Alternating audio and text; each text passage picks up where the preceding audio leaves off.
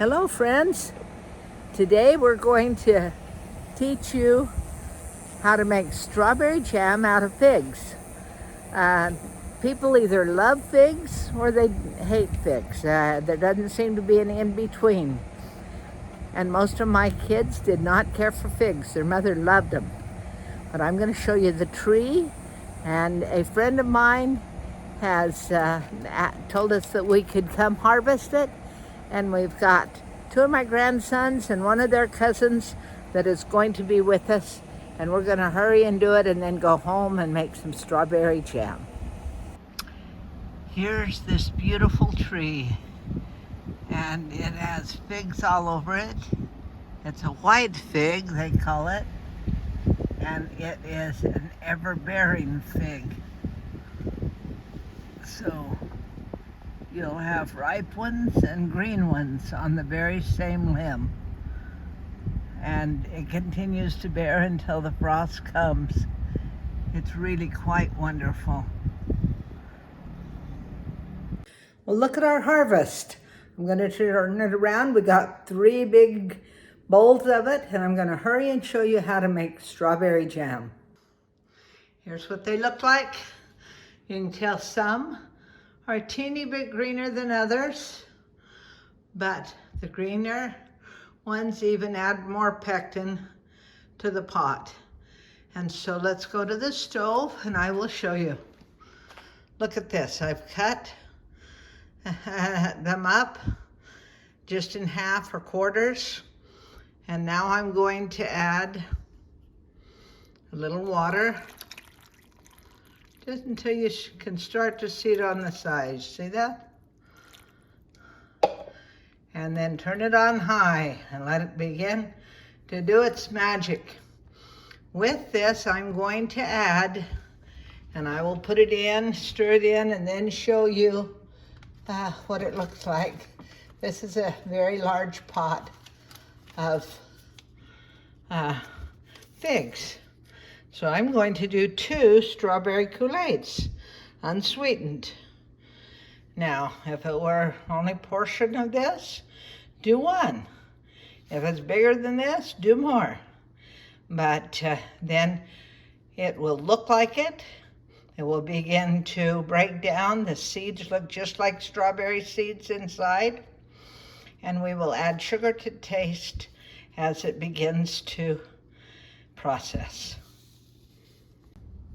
It hasn't even begun to boil yet, and they will break down and all, but by not peeling them, figs have their own pectin in their skin, and that is what you need, is pectin to be able to thicken the jam. And they are a fruit that has a tremendous amount of it, and so no clear gel or sure gel is even going to be added to this. And those yellowish green figs will take on the dye of the Kool-Aid. And literally my 10 children didn't know they weren't eating strawberry jam. And it is delicious. No matter how long you do this, I still keep either thinking of something or somebody teaches me something. But I just took the Bay mixer to help break up anything. If you'll come a little closer, sweetheart. This looks like a very thick applesauce. I've tasted it. It's delightfully sweet, and yet I only put in that huge, this is probably 2 gallons finished, and I probably put 4 cups of sugar, and that's not much for 2 gallons. A cup for each package of Kool-Aid. You could blend them, and then I didn't even think of it until now, and I'm over 70. You could blend it before, but you'd have to stir it a little bit more often to make sure it didn't scorch.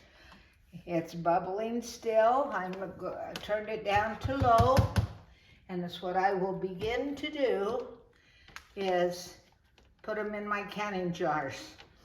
and then we will show you what we get. It was too thick for me, so I added a little bit more water even.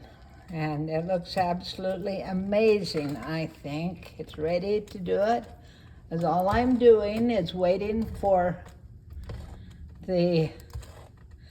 and see if I had it blended perfectly smooth, fine, but I don't think any of my kids are gonna notice the difference in a chunk of fig or a chunk of strawberry. Here we have the lids. I put them in water. I need to bring it to a boil. And as soon as it gets boiling rapidly, we're ready to put it in these jars. And then the jars don't have to be hot, just cleansed and totally sterile. And you put it in, put your hot lid on and your canning ring and tighten it, hand tighten it, and you are perfect. You can let the rest just go ahead and do it. And this is what I did just the other day. There were a bunch of pork loins on, and I got 10 pints of pork loin, and I always fill up my canner, and 4 pints of pinto beans. Back in a few moments. Hard, my lids are. I've turned this up to where it continues to bubble but not splash me. Oh, somebody's gonna get a whole fig there. Oh well, they got the door prize.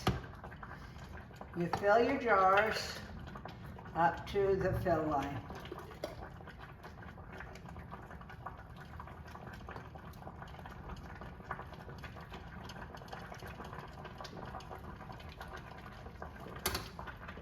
I'll turn the water off. You remove that wasn't smart to leave my fork in because it's warm. Now you take one of these lids, place it on, get a canning ring, which is here, and tighten, and place until cool, and repeat until your jam is finished. I chose, because it was so delightfully sweet, to add a little bit of about a tablespoon of lemon juice to give that contrast again of sweet and sour. Hope you enjoy, and I hope you'll try. Thanks so much. I overestimated just a little bit, but 4 pints, 3 quarts, and a Presto jar that will go in the fridge for consumption. It's and still that many more figs to go. I think it'll be wonderful to have these in the pantry. And those boys that picked it, I promised them a bunch of jam. Thank you again, grandsons.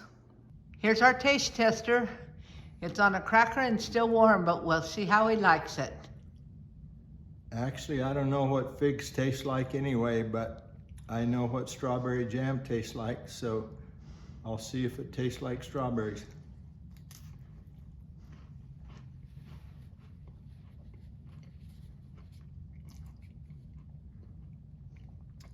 She did it again. She hid figs and made it strawberry jam.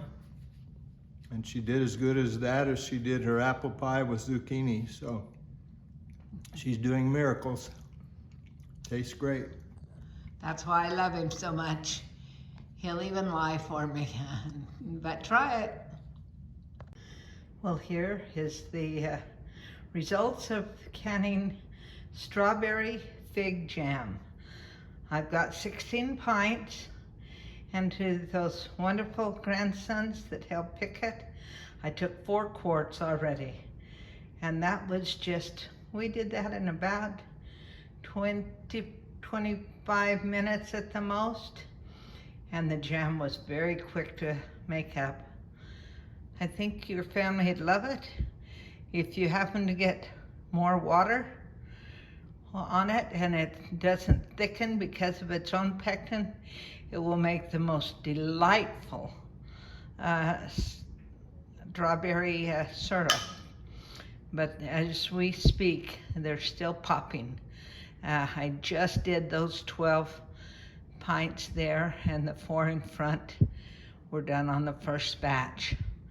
But it will be amazing, and so please, even if you don't like figs, I think you'll like this.